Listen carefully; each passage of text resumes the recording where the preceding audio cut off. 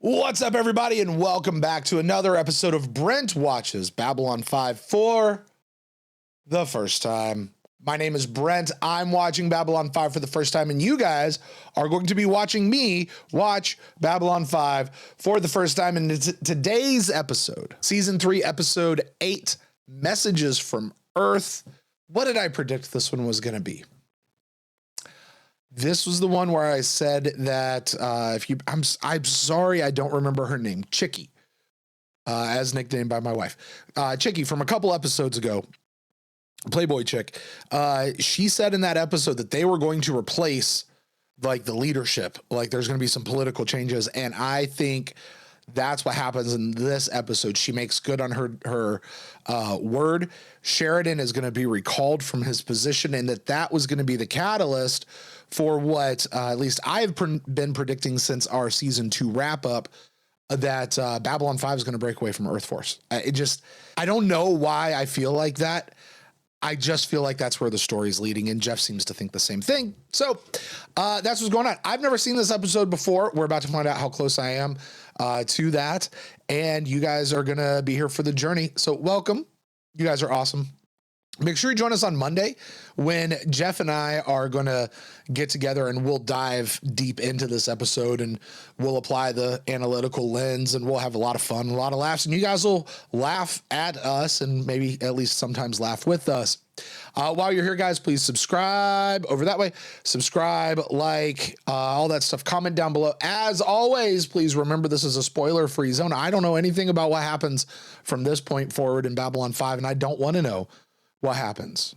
Save all that other stuff for the rewatch when we go back and we do Babylon 5 for the second time.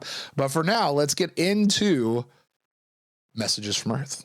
I mean, the pay sucks. I knew that when I signed on, and nobody said I'd survive the job. Now, I'll give you all that. But where in my contract does it say that I have to eat the same food for breakfast every day for 3 years? Paragraph 47, subsection 19, clause 9A. You can find it in the index under SUAEI. SUAEI? Shut up and eat it. Excuse me, Commander.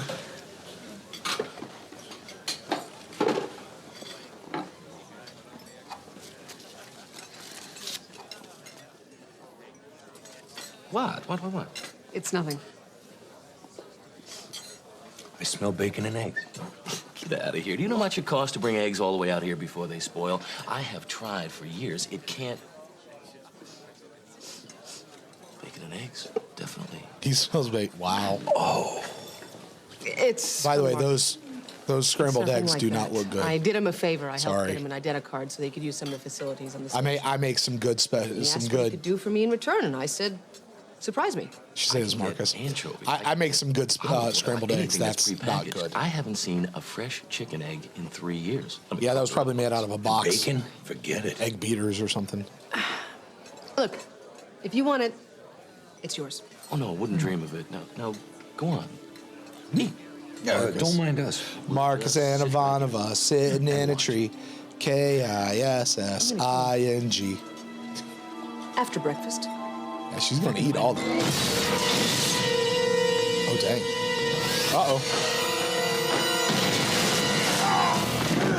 They're coming out of the floor. Whoa! With a nunchuck.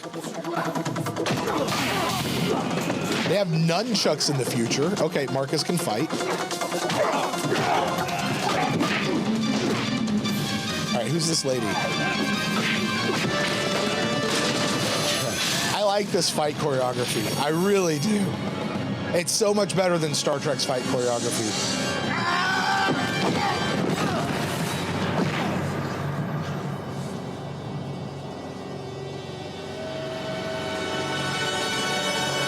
All right, who is she? She looks like Sam Carter from SG-1.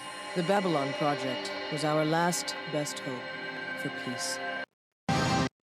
All right, so let's talk about it. I like the pillar filler at the beginning. Shut up and eat it, SUAE. That was funny. That opening scene was very reminiscent to me of the scene between Sinclair, Ivanova, and Garibaldi, where they were like singing her to sleep and they were playing a practical joke on her and stuff. I like that. Marcus and Susan, this is going to be a thing. I like it. I want to keep this going. This will be a nice subtext. It'll be the comic relief through what I'm sure is about to be a heavy set of the season. And by the way, Marcus can fight. I mentioned it just a second ago. I like the fight choreography in Babylon 5 way better than I like anything that we ever got from Star Trek. So that's really cool. Nunchucks in the future. Big question though, who is this girl? I gotta know. Let's get on with it.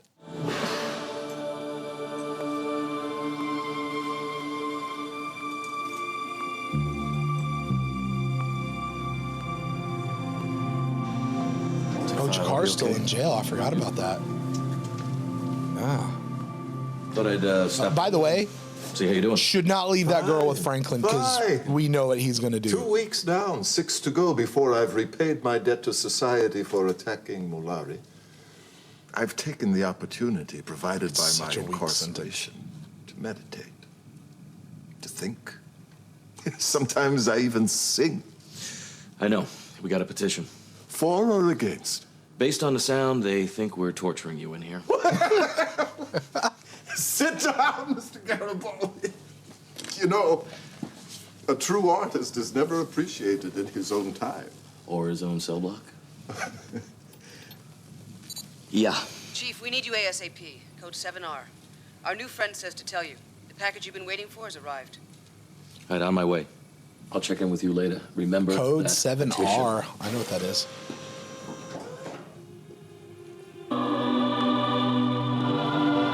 So, Narn right to left. That's cool. For the past 12 years, I've been working for interplanetary expeditions. We conduct archaeological digs on other worlds in search of new technology. Well, new to us anyway. Not Exploring Amanda the Tappan. past to create a better future. You've seen the ads. 7 years ago, I was stationed on Mars.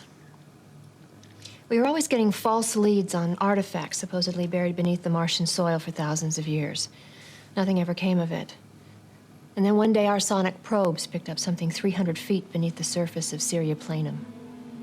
We didn't know what it was. Except it wasn't a natural formation. And given its depth, it had to have been there at least 1,000 years. It was the middle of the Martian winter, so it took weeks just to dig half of it out of the ground. But that much was enough to give me nightmares for the rest of my life. So this is on Mars? Am I understanding that right? Oh, they found a ship on Mars. A shadow ship. It's the same ship we've been seeing on the news lately. The one that looks like it came straight from hell. But back home, they're saying they've never seen ships like this before. They're lying. I was there. Then why this campaign to find out more about them? They may be using this threat as an excuse to tighten security, restrict information. That was just the start. Does this girl work for that It gets company worse. that Sheridan's wife worked Only for? a handful of people know what happened after that, including me. All the others are either dead or missing. Once I leave here, sooner or later they'll find me and I'll disappear. Before that happens, someone has to know. Someone has to stop them before it's too late. It's done. I've sent Lanier ahead. He'll make all the arrangements. And it's time to tell the others. He's resigning. Oh, he's gonna resign. Everyone in this room knows what Earth is turning into. He's not even in uniform. Allow President Clark to get a hold of a shadow ship. That kind of power in his hands could be the end of everything that we have worked for. Delenn and I will take the White Star into Earth-controlled space. With luck, we'll find the ship, destroy it on the ground before they can activate it. If not, Captain, you can't do this. As soon as you open up a jump point near Jupiter, you'll be picked up by the early warning system. I know. Our own ships will be sent in to destroy you. You'll be completely outgunned. We understand, Commander. Neither of us has any illusions about what we are planning to do. So not resigning, just In my absence. It's a 2-day jump to Earth space. doing something that It's a could get him long time to be cashiered from gone. the service. I'm leaving behind my identicard, my uniform, command rank, anything that could lead back here if something should go wrong. I wish none of this were necessary. We all knew that sooner or later we'd have to deal with Earth. So, I guess it's time we got down to business. If there's any way we can come back, we will. I gotta be honest, that actually felt like the end of the episode right there. That was like a fake out. I was like, wow, that's a hell of a place to leave it. This episode was short. No, there's more. What's he talking about? The shadow vessels use living creatures as their central core. Whoever steps inside merges with it, becomes one with the ship. After that, it's fully functional. They must be sending someone inside right now. Wow. We need to get there. So each shadow ship has one person controlling it from the inside. Hasn't been properly prepared. The results could be disastrous. They're like Drawl, the battery, right? Or the brain. He's disappeared inside the ship. Is this organic tech? Is that? Something's happening. It's organic tech. Something's... Any sign of the enemy? Scanners indicate it's been destroyed. Wow, they took one out. All right. And get us out of here so we don't have... Uh-oh. I thought you said we killed that thing. We did. This is the Earth Alliance destroyer Agamemnon to unidentified vessel. Hey, wasn't that his old ship, the Agamemnon? Captain, shall I return fire? They're getting closer. John, I know this is not what you wanted, but if we remain here, we will be destroyed.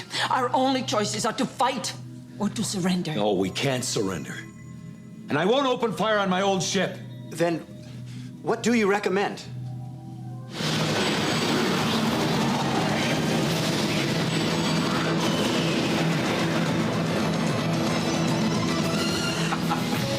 Son of a gun. Oh. I know he said it all. I'm still not really sure what just happened. Ladies and gentlemen, Mimbari, congratulations. We have just made the first atmospheric jump that I have ever heard of. Mr. Lanier, put us on a course for home. Best speed. I want to be long gone from here by the time they jump after us. You admit something's going on. You've been seeing the same things I have. I didn't say that. Look, things are a little tough between us right now, but he's still a friend. Well, you better start deciding which is more important to you, Zach. Friendship or your job, which is to protect Earth. You figure that out, you let me know. The Ministry of Peace people are going over the line, man. He needs to take that armband off. He needs to be done. Those people are bad news, man. Come. Bad news. Bad news. You might want to see this. As I recall, you were somewhat concerned about where I fit in the great organizational scheme of things. So I went to the effort of preparing this chart. Now then, here's you, right here, at the heart of everything, and why not? And here's me. This is the captain, here's Franklin, here's my mum and dad. I think he's winning her over. Do with it, but it's a very good picture of them, don't you think? Marcus, why are you doing this? Did it make you laugh? Yes. Then my job here is done. Have a good... Yes. Susan, quick, turn on ISN. Monitor on. Find ISN. And to confirm earlier reports, President Clark has signed a decree today declaring martial law throughout Earth Central, citing threats to planetary security. He's expected to provide information to support this action at a closed meeting of the full Earth Senate tomorrow.